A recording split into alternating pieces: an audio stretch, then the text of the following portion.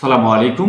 রুমিন ফারহানা অর্থাৎ ব্যারিস্টার রুমিন ফারহানা আওয়ামী লীগে যোগ দিচ্ছে, এই বিষয়টা অত্যন্ত গভীরভাবে আলোচিত হচ্ছে সোশ্যাল মিডিয়ার বিভিন্ন সেক্টরে।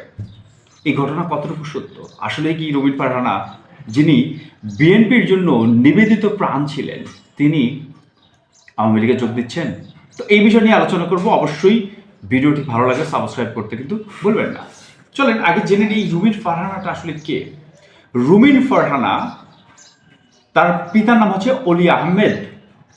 তিনি ছিলেন 52 ভাষা আন্দোলনের অগ্রসৈনিক এবং আওয়ামী মুসলিম লীগ এবং বর্তমানের যে আওয়ামী লীগ আছে সেটার অন্যতম প্রতিষ্ঠাতা সদস্য ছিলেন এই অলি আহমেদ অর্থাৎ রুমিন ফারহানার পিতা।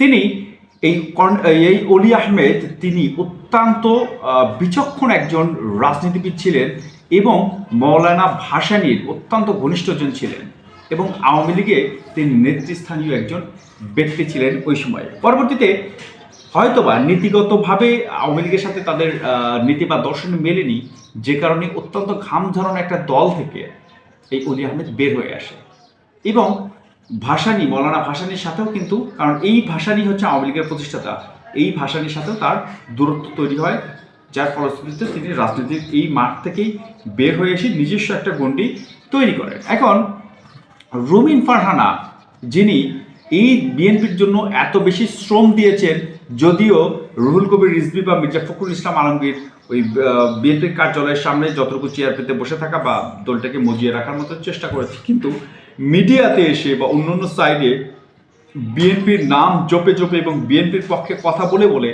এই রুমিন ফারহানা কিন্তু বিএনপিকে মানুষের মাঝে টিকিয়ে রেখেছিলেন, জারি রেখেছিলেন বিএনপির নাম সারা দেশের মানুষের মধ্যে। এই রুমিন ফারহানা, এই রুমিন ফারহানাকে গত 21শে ফেব্রুয়ারি মহান ভাষা শহীদ দিবসে মব সৃষ্টি করে ফুল দিতে দেওয়া হয়নি। যার পিতা একজন ভাষা সৈনিক, তাকেই ফুল দিতে দেওয়া হয়নি। কতটুকু বেদনাদায়ক ঘটনা।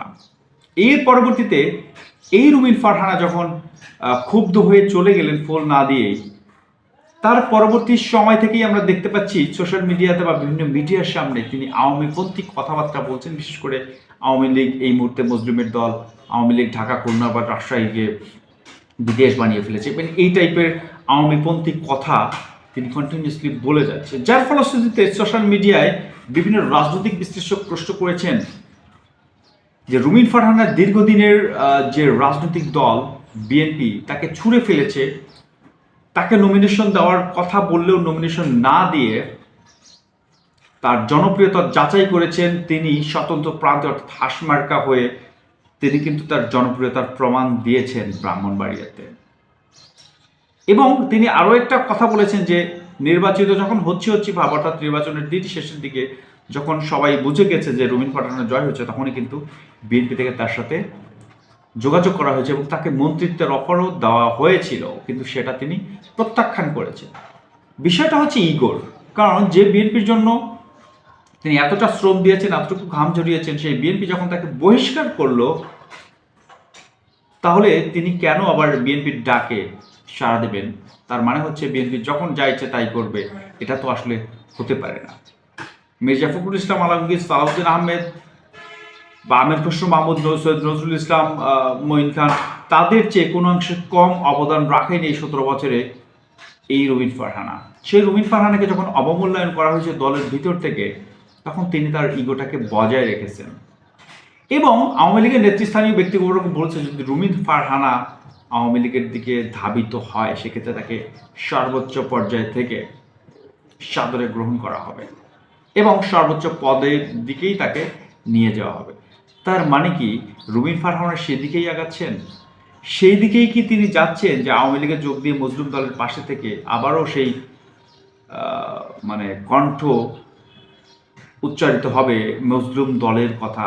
কারণ সব সময় দেখতে পাচ্ছি যে এই 17 বছর কিন্তু এই নির্যাতিত দলের পক্ষে অর্থাৎ বিএনপির পক্ষে কথা বলে তিনিও নিজেও নির্যাতিত হয়েছে। এখন যদি আওয়ামী লীগ নির্যাতিত সেই দলের পক্ষে কথা বলে, তাহলে কিন্তু আবারও তিনি নির্যাতিতই হবেন। তো সব কিছুর মূলে হচ্ছে যে এমন একজন বিচক্ষণ মানুষের মেয়ে অর্থাৎ অলি আহমেদ, যিনি একজন ভাষা সৈনিক, তার মেয়েকে ভাষা দিবসে ফুল দিতে না দেওয়া এটা চরম অবমাননাকর এবং বিএনপির রাজনৈতিক দৈন্যদশার একটা বিষয়। এখানে অনেক ভাড়া করা লোক এসেছেন যারা বিএনপিতে কোনো ধরনের অবদান রাখেনি, তাদের মতো লোক যখন বিএনপিতে সর্বোচ্চ পর্যায়ে আসীন হচ্ছেন, আর বিএনপিতে এত শ্রম ঘাম দেওয়া লোককে অবমূল্যায়ন করা, বিএনপি একসময় এটার ফল হয়তো বা ভুগতে পারে, বিএনপির এই দাম হয়তো বা একসময় দিতে হতে পারে। আমরা আশা করব অনেক চড়াই উত্তরাই পেরিয়ে আজকে রাষ্ট্র ক্ষমতায় বিএনপি, সেই বিএনপি যেন কখনোই কোনো ভুল সিদ্ধান্তে তাদের জনসমর্থন না হারায়।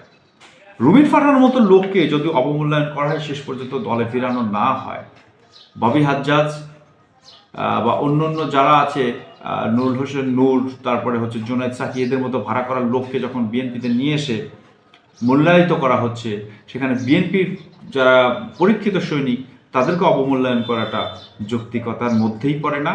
বিএনপি এর জন্য চরম মূল্য চোকাতে হতে পারে ভবিষ্যতে, কারণ বিএনপি যখন বিপদে পড়বে তখন কিন্তু এই লোকগুলো সাইড কাটবে।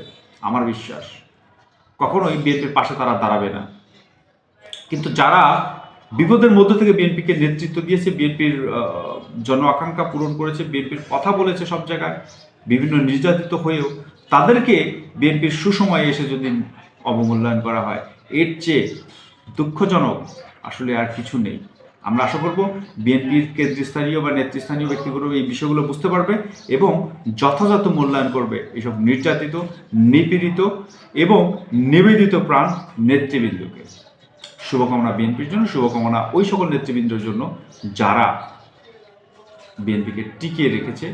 বিএনপির আজকে ক্ষমতার গ্রহণ করার পিছনে যারা দায়ী, হাবিব নবী খান সোহেল, গয়েশ্বরচন্দ্র রায়, এদের মতো লোককে অবমূল্যায়ন করলে বিএনপি ধ্বংস অনিবার্য।